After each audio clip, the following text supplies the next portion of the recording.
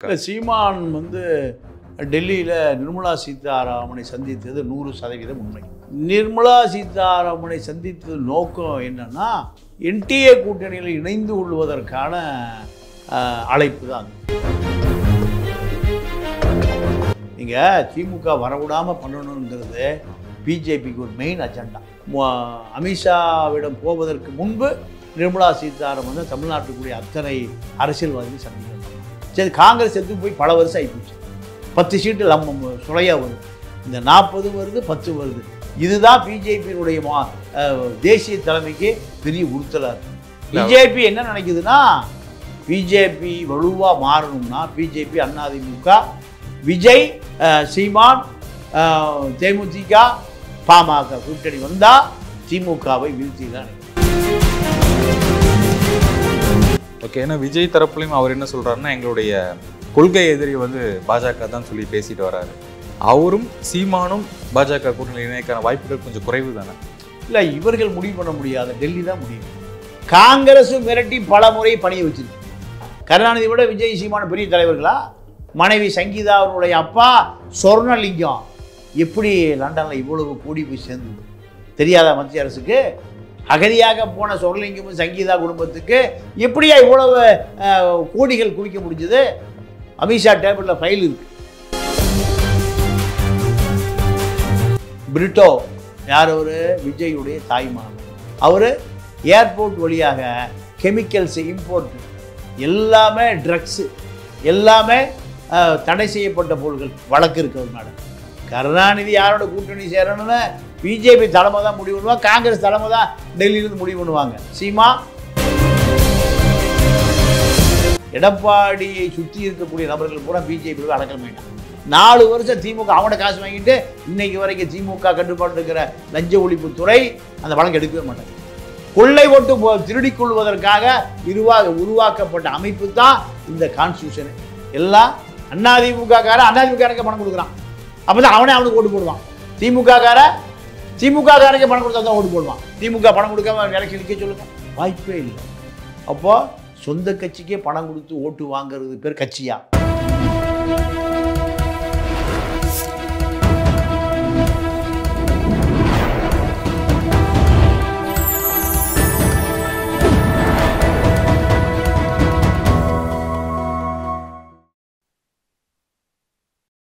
Channel 5 தமிழர்களுக்கு வணக்கம். இன்றைய நேர்காணலில் நம்முடைய இணைந்திருப்பவர் பத்திரிகையாளர் திரு தமிழா பாண்டியன் அவர்கள். வணக்கம் சார். வணக்கம் சார். இப்போ கடந்த சில நாட்களாக ஒரு தகவல் என்னன்னா, என்டிஏ கூட்டணியில் சீமான் அப்படிங்கிற விஷயம் பெரிய அளவில் பேசப்பட்டு வருது. இது நம்ம சீமான் அவர்கள் என்ன சொல்றாங்கன்னா, தனித்து தான் நிற்பேன், 234 தொகுதியிலும் பாதி வேட்பாளர் பெண்கள், ஆண்கள் தனித்து போட்டு நிப்பாட்டுற அப்படிங்கிறத அவருடைய கொள்கையை வச்சுட்டு இருக்காரு. இந்த தகவல் எப்படி உண்மையாக சாத்தியம் இருக்கா? சீமான் டெல்லியில் நிர்மலா சீதாராமனை சந்தித்தது 100% உண்மை. நிர்மலா சீதாராமனை சந்தித்தது நோக்கம் என்னன்னா, என்டிஏ கூட்டணியில் இணைந்து கொள்வதற்கான அழைப்பு தான் அது. நீங்கள் என்டிஏ கூட்டணியில் இணைந்து கொள்ளவில்லை என்றால் டெல்லிக்கே போயிருக்க வேண்டிய அவசியம் இல்லை. போயிருக்க வேண்டிய அவசியம் இல்லை. ஏன் டெல்லிக்கு போகிறாருன்னா, அவர் மீது ஃபொரா வழக்கு பாயும். சீமா சிறைக்கு போக வேண்டி வரும். ஏன்னா ஈழத்தமிழர்கள் வெளிநாடுகளிலிருந்து அனுப்பிய பல கோடி ரூபாய் நிதிக்கு எந்த கணக்கும் இல்லை, வழக்கும் இல்லை. இது சீமான் தலைக்கு மேல் தொங்கிக் கொண்டு இருக்கக்கூடிய ஈழத்தமிழர் கத்தி. அந்த கத்தி எப்போ வேணாலும் நடுமண்டையே பொத்துட்டு தலைக்குள்ளே போகும். அப்போ சீமான், நிர்மலா சீதாராமன், அதுதான் அவருக்கு அழைக்கப்பட்ட அந்த அழைப்பு. அமித்ஷாவோ மோடியோலாம் இவர் ரேஞ்சுக்கு பேச மாட்டாங்க. தமிழ் தெரிந்த இவருக்கு ஆங்கிலம் தெரியாது, அந்த அம்மாவுக்கு தமிழ் தெரியும். அப்போ 2 பேர் தமிழ் பேசுவதற்காக அமித்ஷாவிடம் போவதற்கு முன்பு நிர்மலா சீதாராமன் தமிழ்நாட்டுக்குரிய அத்தனை அரசியல்வாதிகளை சந்திக்க அந்த அம்மா. அப்போ அதன் விளைவாகத்தான் அவர் போய் இப்போ நிர்மலா சீதாராமனை சந்தித்து விட்டு வந்திருக்கார். இல்லை, அவர் என்ன சொல்லியிருந்தாருன்னா, சந்திச்சுதான் நான் சொல்லுவேன்ல, மக்களுக்கெல்லாம் சொல்லுவேன்ல அப்படிங்கிற சொல்கிறாரு அவர். இல்லை, அதான் இப்போ எடப்பாடி 62 எம்எல்ஏ வச்சுருக்காரு. ஒரு பெரிய கட்சி, தமிழ்நாட்டை ஆண்ட கட்சி எம்ஜிஆர் கட்சி. 1.5 ஆண்டு காலம் பிஜேபி பக்கமே திரும்பி பார்க்கல. ஏன் திரும்பி பார்க்கலைன்னா, பிஜேபியோடு போனால் 20% வாக்கு நம்ம விட்டு போயிடும். முஸ்லீம் கிறித்துவ படித்த தலித்து வாக்குகள் தான் திமுகவுக்கு 20% சிந்தாமல் சிதறாமல் அப்படியே விழுந்துருது. இதை உடைச்சாதான் தான் முதலமைச்சராக முடியுங்கிறதுக்காகத்தான் 1.5 ஆண்டு காலம் பிஜேபி சந்திக்கவே இல்லை. ஆனால் இவரை சந்திக்க மோடியை சந்திக்கலை, அமித்ஷாவை சந்திக்கலை, நிர்மலா சீதாராமனை சந்திக்கலை. யார்? எடப்பாடி. ஆனால் எடப்பாடிக்கு விடப்பட்ட மிரட்டல், நீங்கள் மார்ச் 30ஓட உங்களுடைய லட்சுமண ரேகை முடிந்தது. லட்சுமண ரேகை முடிந்தது. நீங்கள் வந்தால் இந்த பக்கம், வரலைன்னா அந்த பக்கம்.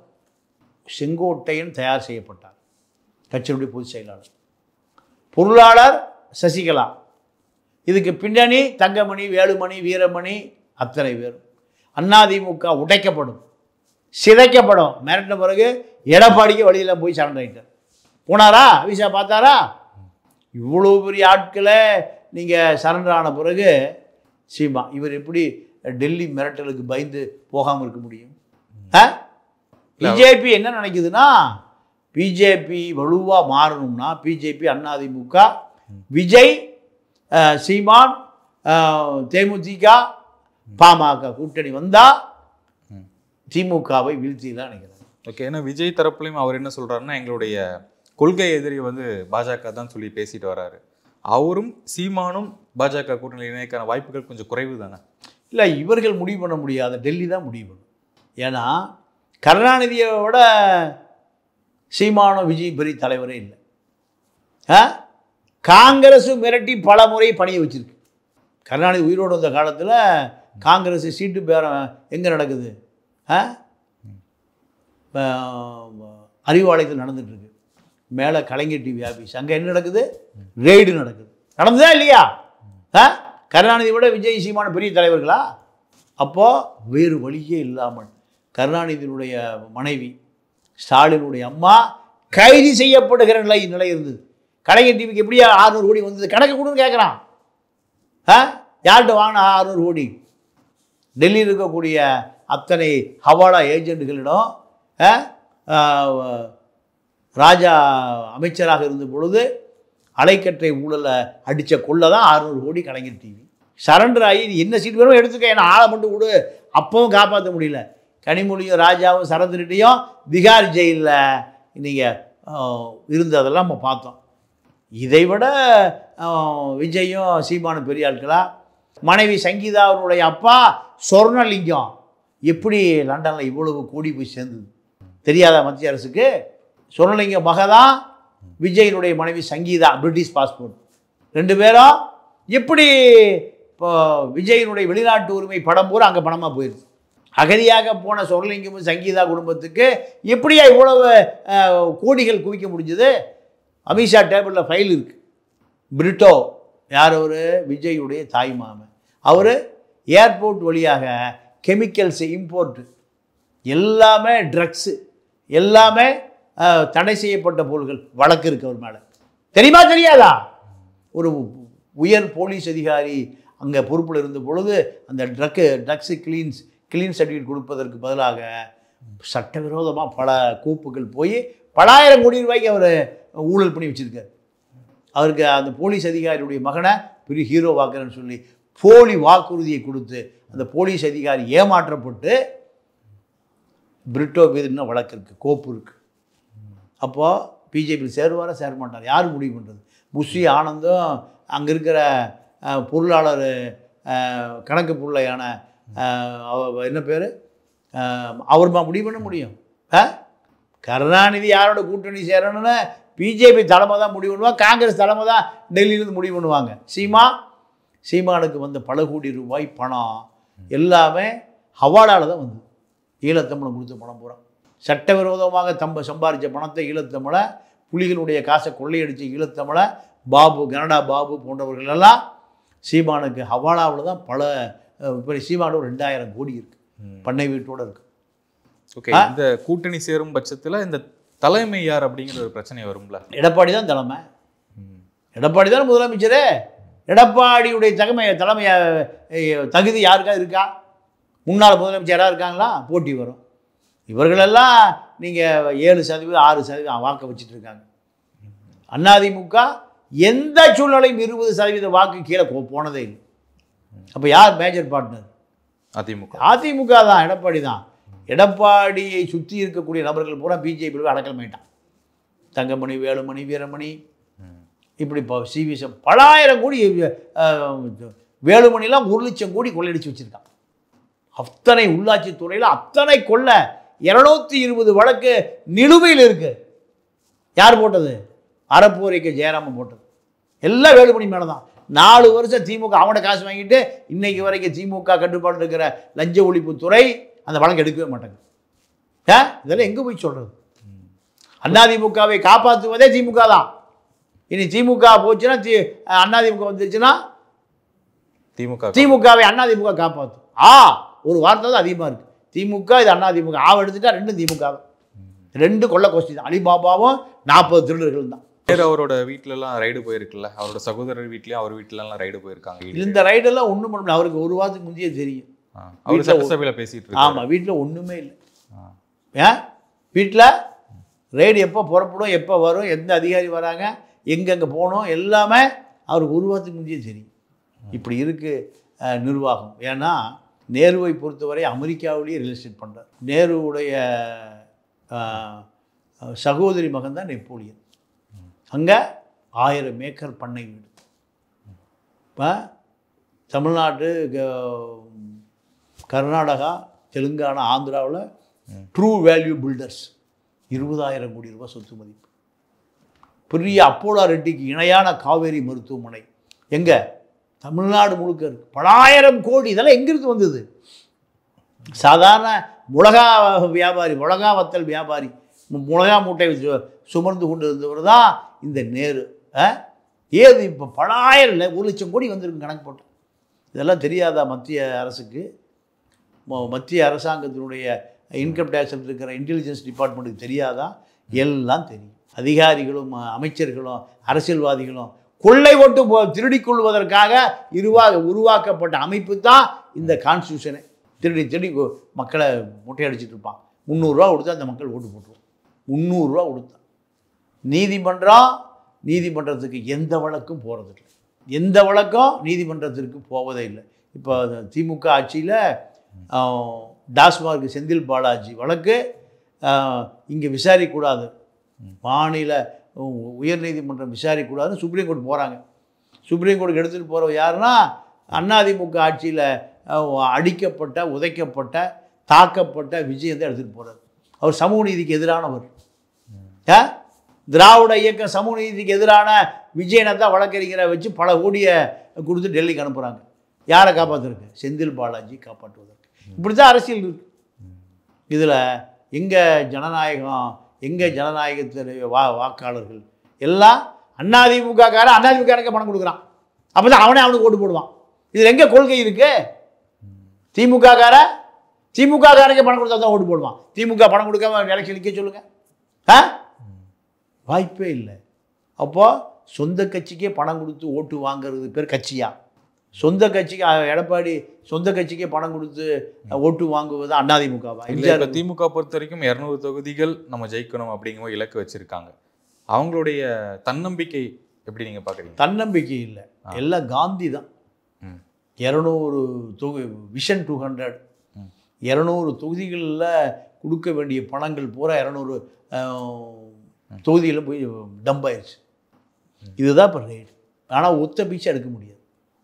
ஏன்னா அவர்கள் போயிருச்சுங்கிறீங்க. அவர்களெல்லாம் வருவதை முன்கூட்டியே தெரிந்து கொண்டு பணங்கள் எல்லாம் பதுக்கப்பட்டு விட்டது. ஒரு விஷயம் எடுக்க முடியாது. நீங்கள் 18 இடத்துல ரைடு நடக்குது. நீங்கள் 2 நாள் 3 நாள் ஒரு வாரம் கழிச்சு இப்போ செய்தி வருதான்னு பாருங்கள். 100 கோடி எடுத்து 200 கோடி எடுத்து 500 ஒரு செய்தி வர ஒத்த பைசா இல்லை. அப்போ எதுக்கே வந்தீங்க? நீங்கள் வருவதற்கு முன்பே அவருக்கு தகவல் வந்துருச்சு. அவர் அதை கண்டுக்கவே இல்லை. அப்போது பணம் பாதாளம் மட்டும் பாயும். அதை தாண்டி எது வரைக்கும் பாயுது? ஐடி பூகோளம் வரைக்கும் பாயுது. இல்லை, இந்த இடி ரைடு டாஸ்மாக்கு எடுத்துட்டான வழக்கே ஒரு ரைடு வந்தாங்க, 1000 கோடி ஊழல் சொன்னாங்க. அதுக்கப்புறம் எந்த விசாரணையும் வழக்கம் வரவே இல்லையா? இல்லை, அதான் நீங்கள் எல்லாமே விலைக்கு வாங்கப்படுகிறது. எல்லா அதிகாரிகளும் அரசியல் பேரத்தின் கீழ் நான் சொன்னால் போய் போ, திருப்பி வானா வந்துடும். காவல்துறை அப்படி தான் இருக்கு.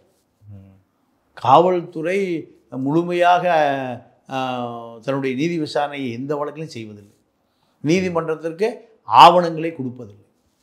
அறப்போர் இயக்க ஜெயராமனுடைய 250 வழக்கு நிலுவையில் தானே இருக்குது. போன ஆட்சியில் போட்ட வழக்கு. லோக்தால் இங்கே கர்நாடகாவில் இருக்குது, இங்கே இல்லை. செடியூரப்பெல்லாம் முதலமைச்சர்லாம் காணாமல் போயிட்டார். இங்கே திமுக அதிமுக வந்து இந்த லோக் ஆயுக்தாவை கொண்டு வரவே மறுக்குது. ஏன்?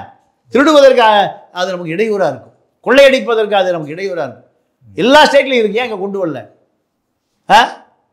அப்போ இதுதான் இங்கே அரசியல். இந்த அரசியல் தான் அதிமுகவும் ஒன்றும் திமுகவும் ஒன்றும். மக்கள் பூரா அப்பாவி மக்கள் பூரா 300 ரூபாய்க்கு ஓட்டு போடுறான். காக்கா பிரியாணிக்கும் குவார்டரும் குடிச்சிட்டு படுத்துக்கிறான். இப்போ விஜய் சீமான் இந்த கூட்டணிக்குள் வராத பட்சத்தில் ஒரு 5 முனை கூட்டணி 5 முனை போட்டி வாய்ப்பே இல்லை. திமுக அதிமுக வரது 2 முனை போட்டி தான். ஆமாம், திமுக அதிமுக தான். நீங்கள் திமுக வரவிடாமல் பண்ணணுங்கிறது பிஜேபிக்கு ஒரு மெயின் அஜெண்டா. அதனால் நீங்கள் பிஜேபியினுடைய தலைமை, ஆர்எஸ்எனுடைய தலைமை தமிழ்நாட்டில் இந்தியா கூட்டணிக்கு 40 சீட் மொத்தமாக வருது. சரி, காங்கிரஸ் எடுத்து போய் பல வருஷம் ஆகிப்போச்சு. 10 சீட்டு சுளையாக வருது. இந்த 40 வருது, 10 வருது. இதுதான் பிஜேபியினுடைய தேசிய தலைமைக்கு பெரிய உறுத்தலாக இருக்குது. இதை தடுக்கணும்னா திமுகவை எதிர்க்கணும். இங்கே பெரியாரும் கிடையாது, மண்ணும் கிடையாது, கத்திரிக்காயும் கிடையாது. பெரியாரை திமுகவே ஒழிச்சு விட்டான். முஸ்லீம்கள், கிறிஸ்துவர்கள், படித்த தலித் இளைஞர்கள் தான் நீங்கள் ஆர்எஸ்எஸ்க்கு ஓட்டு போட மாட்டேங்கிறான், பிஜேபிக்கு ஓட்டு போட மாட்டேங்கிறான், சங் பரிவாரை ஆதரிக்க மாட்டேங்கிறான். அதுதான் பெரியாருடைய வாக்கு, பெரியாருடைய கொள்கை. அடையாளம் காட்டியது. மற்ற ஸ்டேட்டில் போட்டுடுறான். இங்கே பெரியார் உழைப்பை, பெரியாரை காப்பாற்றுவது யார்? முஸ்லீம்களும் கிறிஸ்துவர்களும் படித்த தலித்துகளும் தான். அம்பேத்கரை காப்பாற்றுறது அவங்க தான். பழனி பாபா தான் சொல்லுவார், அம்பேத்கரையும் பெரியாரையும் ஏற்றுக்கொள்ளாதவன் எனக்கு தேவையில்லைங்குவார். ஏன்? அவர்களை ஏற்றுக்கொண்டா ஆர்எஸ்எஸ் பிஜேபி ஓடியா போயிடுவான்.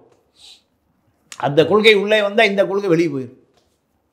அதுதான் பழனி பாபா சாகர வரை சொல்லுவார். அவரை போட்டதே அவர்கள் தான். அப்போது மக்கள்கிட்ட போதிய அரசியல் தெரியாதவுடைய விளைவு தான் இங்கே நடக்கக்கூடிய அத்தனை சமூக விரோத செயல்களுக்குமான காரணம். ஓகே சார், தொடர்ந்து பேசும் மிக்க நன்றி. வணக்கம். நன்றி, வணக்கம்.